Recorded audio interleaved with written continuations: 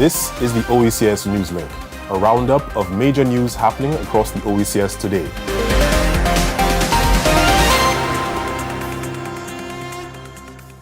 In the headlines, the Oecs launches Strategic Monitoring and Evaluation Workshop for Business Support Organizations. Oecs Commission announces project to strengthen disaster resilience in Indigenous schools. U.S. delegations pays courtesy visit to the Oecs Commission. Good day, viewers, and welcome to the weekly edition of the Oecs Newslink. I am Malaika Thompson-Sinak. Let's take a closer look at the news. The Organization of Eastern Caribbean States Commission has completed a high-impact monitoring and evaluation training for Oecs business support organizations, held from August 26th to the 28th at the St. Kitts and Nevis Chamber of Industry and Commerce. The three-day M&E workshop brought together mid to senior-level professionals from chambers of commerce, small and medium-sized enterprise support agencies, incubators, and industry associations across the region. The Oecs M&E training covered a range of topics such as strategy mapping and results, key performance indicator frameworks, satisfaction measurement, and impact reporting. The workshop was part of a broader strategy to institutionalize performance measurement and elevate the role of business support organizations as trusted contributors to national and regional business ecosystems. The initiative was supported by the 11th European Development Fund Regional Integration through Growth Harmonization and Technology Program. It was also supported by the International Trade Center.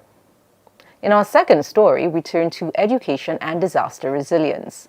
The Organization of Eastern Caribbean States Commission is pleased to announce the launch of a new initiative aimed at strengthening disaster preparedness and resilience in Indigenous school communities in the Commonwealth of Dominica and St. Vincent and the Grenadines. The new initiative is called Capacity Development for Disaster Resilient Schools in Indigenous Communities of Dominica and St. Vincent and the Grenadines.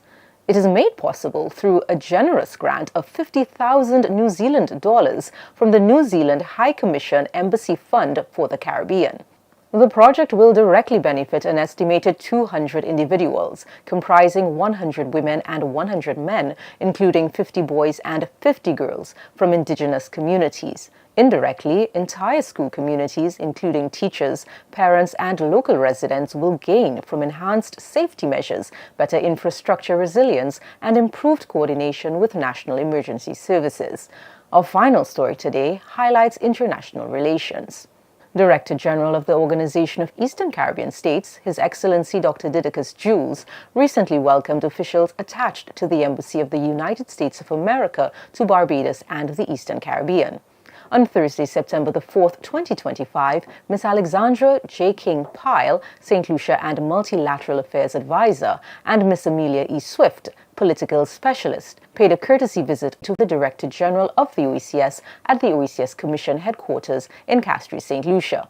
The purpose of the visit was for the members of the U.S. delegation to formally introduce themselves to the Director General of the Oecs and gain general insight into the work of the Oecs Commission. The Director General welcomed the delegation and provided an overview of the Commission's work.